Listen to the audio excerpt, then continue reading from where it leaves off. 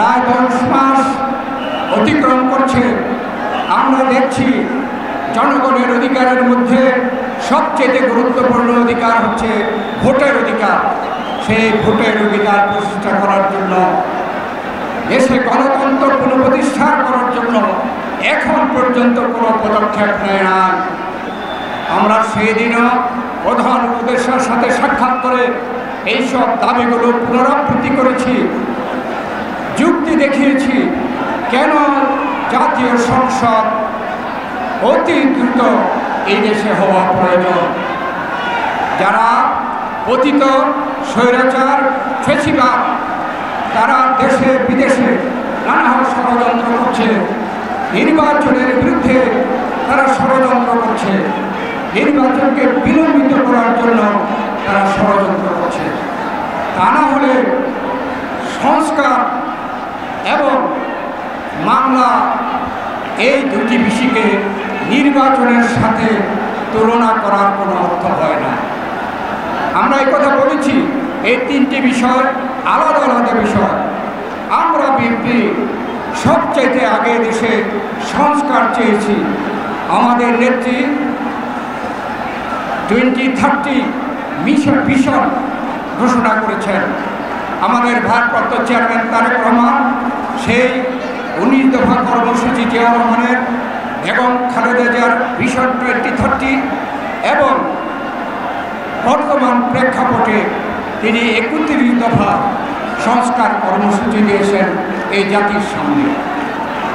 অর্থাৎ আমরা বিএনপি সর্বাগ্রে সংস্কার সম্বন্ধে চিন্তা করেছি, জনগণের সামনে উপস্থাপন করেছি। তাই আমরা সংস্কার চাই, কিন্তু সকল সংস্কার কিন্তু এক কথায় করা যাবে না।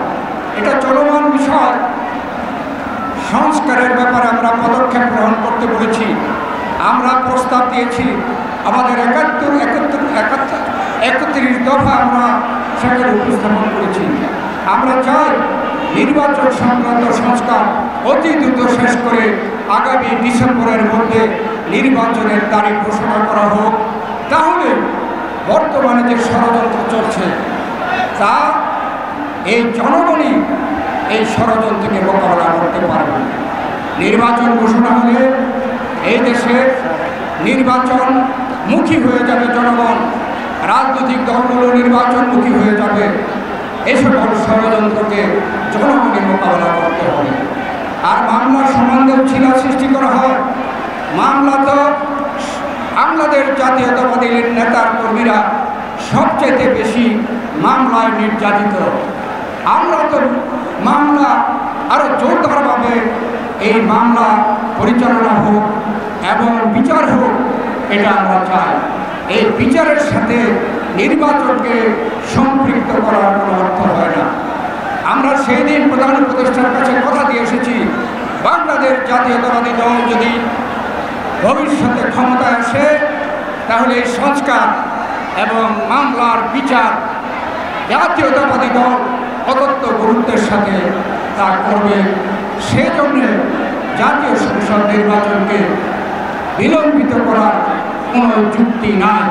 তাই আজকেও এই তরুণ সমাজের কাছে আমাদের আবেদন, এই সকল মূল দাবিতে এই বাংলাদেশকে নেতৃত্ব দেওয়ার জন্য আজকে যারা উপস্থিত হতে পারে নাই, বাংলাদেশের সকল তরুণ সমাজের কাছে আহ্বান, আপনারা একটি সুন্দর এবং একটি নিরপেক্ষ নির্বাচনের মাধ্যমে জনগণের সরকার, সেই সরকারের মাধ্যমে এদেশের স্বাধীনতা, সার্বভৌমত্ব, গণতন্ত্র, উন্নয়ন, শান্তি প্রতিষ্ঠা হবে।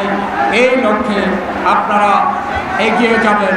এই আহ্বান জানিয়ে আপনাদের সকলকে ধন্যবাদ জানিয়ে আমি আমার বক্তব্য শেষ করছি। আল্লাহ হাফেজ। বাংলাদেশ জিন্দাবাদ।